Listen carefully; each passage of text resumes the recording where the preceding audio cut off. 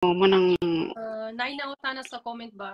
Sir, na ako'y pangutana kanang muana nga luwas na sila, kana bang mga amigo nato mga luwas ba yun na sila, especially sa mga usas? Ipangluasan na sila. Ipangluasan na sila. Naamagutay kuan mga ma'am ha. Naamagutay duha ka tawag anang classification sa salvation. Natay gitawag og objective salvation o kining subjective salvation. Ang objective salvation kanang ginakot nila nga Ephesians chapter 2 verse 8 to 9 mao na ang gitawag og buhat sa Dios nga ang Dios ray makahimo sa pagluwas sa tao. Dili man ta manluluwas. So mo nang giingon nga si bisan kinsa nga motuo kaniya makabaton og kinabuhing walay katapusan na ay gitawag kaluwasan, objective salvation na. Pero ang problema diha lang pud sila putob. Wa nila tan-awag nga kining objective salvation kinahanglan ang tao mo cooperate. Mura bag kanang moingon ta ba nga ang kanon makabusog.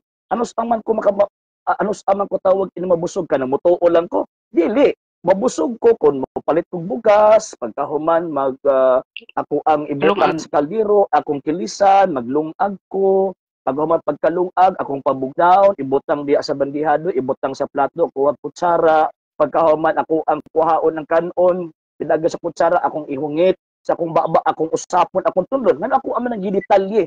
Ngano man, kay mauna siya ang proseso nga mabusog ta. Same pods, gumayon tawag ining kaluwasan.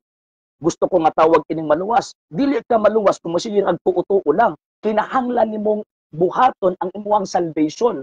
Buti pasabot mo cooperate sa ato ang Savior nga ato ang Ginoong Jesucristo. So kanang cooperation nato based sa ato ang pagtuo, mauna ang pagdawat nato sa mga sakramento.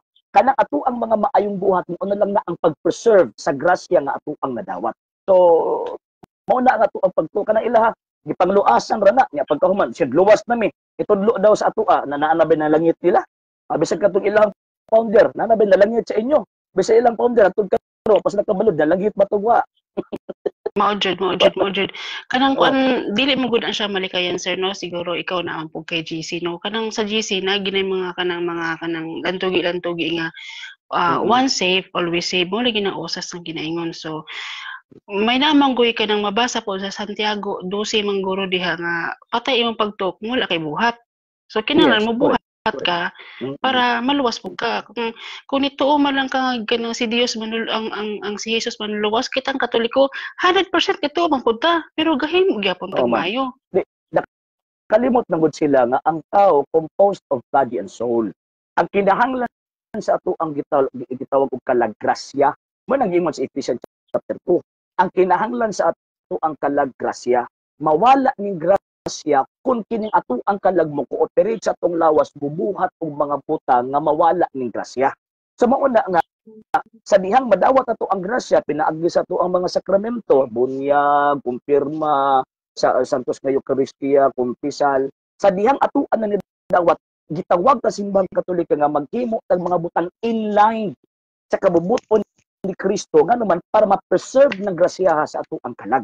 So kung mabuhat lang tanawa ti grasya useless na. Nga naman kay ang kita nga tao nga nibuhat og maayo, di man kita ang manluluwas.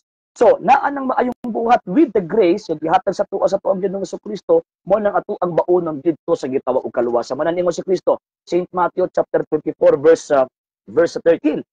Ang mopadayon og mulahutay maluwas. Apan ang dili silutan. O imong panigunon sa Kristo, ang mutuo og magpabautismo maluwas, man mutuo lang ka. Mutuo og magpabautismo. Kanya pagkaman og bautismo, imong panigunon sa Kristo, bisan kinsang sala nga inyong pasayloon, kini na pasaylo, bisan kinsang sala nga dili pasayloon, dili usab mga mapasaylo, kanang gisulti man ni Kristo kung luwas na sa daan, kung always saved na sila, kanang gisulti pa man na sa Ginoo. Kanang gisulti pa man sa Ginoo nga ang mopadayon og mulahutay maluwas. Anong gisulti pa man? Luwas na ba kadaan?